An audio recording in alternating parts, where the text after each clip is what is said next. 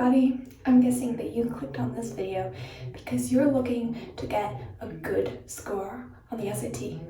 And maybe not even that, but a score in the 1500s, on par with the scores that students will submit to Ivy League schools.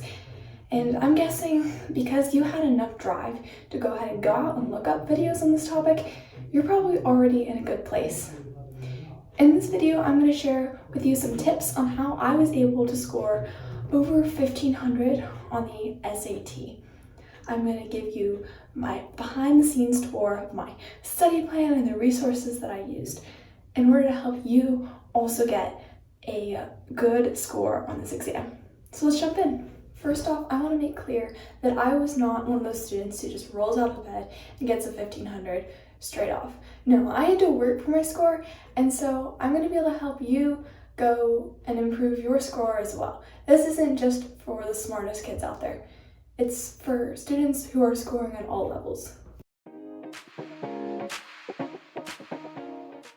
Okay, so let's first talk about really what the SAT is.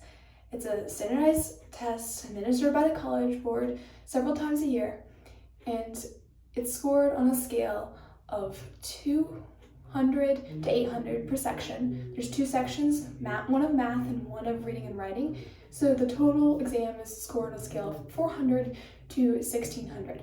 The average score is around 1050. So if you're looking to score the same as about half of students, that should be the score you aim for. A 1500 plus would put you approximately in the 97th or 98th percentile. And that's the type of score that students who are going to Ivy League schools are going to submit, or something even higher. So how should you study for the SAT? You're first going to want to take a baseline practice test. You can do this by going to College Board's website and creating your own account. Then you download the Blue Book app onto your computer and sign in using your College Board information, your username and your password. And then you go and take the first practice exam there that's available to you. I believe this is the time that this video is being made as practice exam 4 for the SAT. And go ahead and take that all the way through. Find a time you can sit down for 2.5 hours and take the exam and get an idea of your baseline score. The next thing you're going to want to do is set a goal score. You're going to want to think about the colleges that you're interested in attending. Look up the information on the web for the average SAT scores for those schools. Here's an example of a few right here. As you can see, some of the better, more well-known schools have higher scores. So if you're trying to get into some of the better schools in the country, you're going to have a higher score as well. Next, consider the average score for between the school you want to go to and the score you got on the practice exam. Are they similar, or do you have a little bit of studying to do? If so, then keep watching, and I'm going to talk about how I was able to study to raise my score by over 150 points. So how should you study for the exam? I have 3 tips that I want to recommend, so I'm going to go over those here. The first tip is that you need to be continuous. You need to set aside a particular amount of time every day or each week, depending on how much you want to raise your score, and you need to be consistent.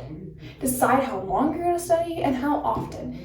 Generally, I would recommend, if you're looking to do anything more than a 50-point improvement, trying to spend 3 or more hours per week on the exam. Setting this aside, especially weekends, but sometimes throughout the week as well. You're going to do better studying if you set aside like a half an hour a day than if you just study for 3 hours on one day.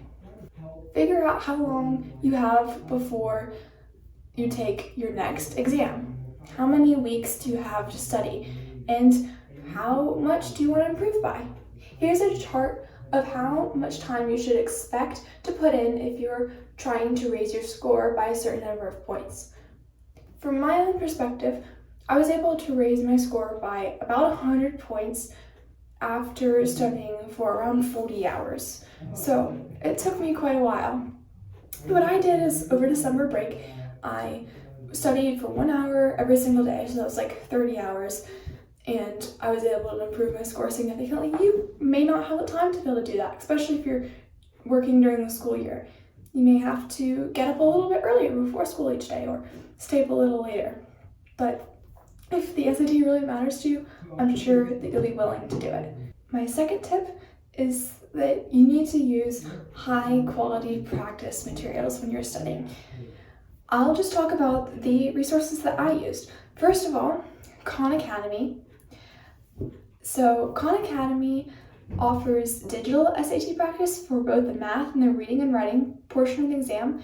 In my opinion, the reading and writing is better. The math is not as good if you're looking to get a higher score because the questions are not as representative of what is on the actual SAT. Instead, I would recommend actually using old paper SAT questions. That's what I did in order to improve my math score significantly. So you're wondering where you can get those. I would recommend the library or other online platforms that still have those available. They're a great resource if you're looking to improve your math score. The second thing that I recommend using in order to practice would be College Board's Blue Book exams. And really, these are the best material that you can use, the highest quality. There really aren't that many out there, so be careful when you take them. Use them as a diagnostic before you begin studying, and once you're finished studying, or even part of the way through, take another test as a diagnostic to see how far you've come in your score. But don't just take them haphazardly and randomly. The third practice resource that I recommend using is going to be Princeton Review's study guide. I really enjoyed using these. They're a great source of other practice exams. They're not quite as good as College Board's, but if you're looking for some difficult questions to help you improve your score, this is a good place to go. The exams, in my opinion, are scored a little bit harsher, and I generally got more problems wrong on these practice exams than I did on Blue Books, but they still helped me improve my score. And they have some great strategies in this book as well. You can, again, find this most likely at your local library. The third tip I have for you is to be ruthless when you're studying. Oftentimes, especially as you get higher, you'll just find yourself doing lots of a certain type of question over and over again to try to prove your ability in that area, or taking several practice tests. If you get a problem wrong, drill it over and over again. First, try it again after you've completed a practice test. If you didn't get it that time, then write the number of the problem down and come back to it a week later. Can you get it then? Work on that problem until you can get it right, and then set it aside for a month or two and come back to it again.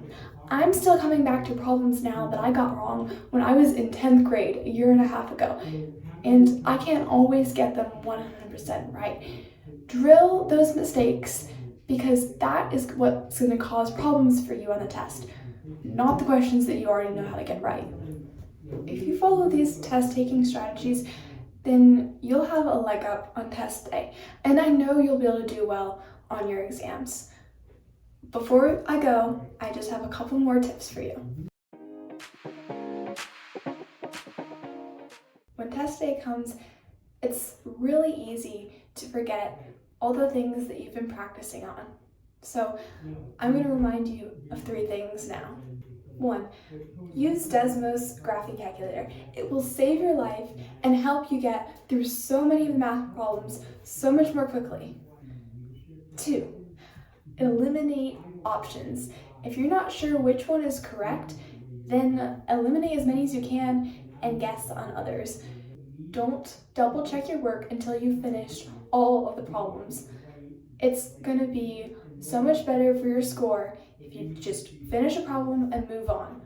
You don't have the time to go back and check every single problem. And if worse comes to worse, just go ahead and guess.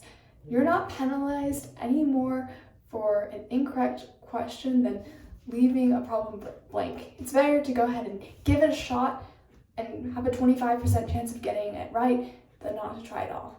I hope that this video will help you to get a 1500 plus on test day.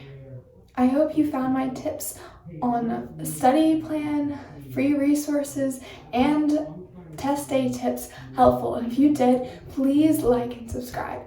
If it helped you to raise your score, let me know about it in the comments below. And if you have any questions or ideas for future videos, also leave those in the comments. I hope you appreciated this tour of the behind the scenes on how I was able to get a high SAT score. Again, thank you for watching and good luck on test day.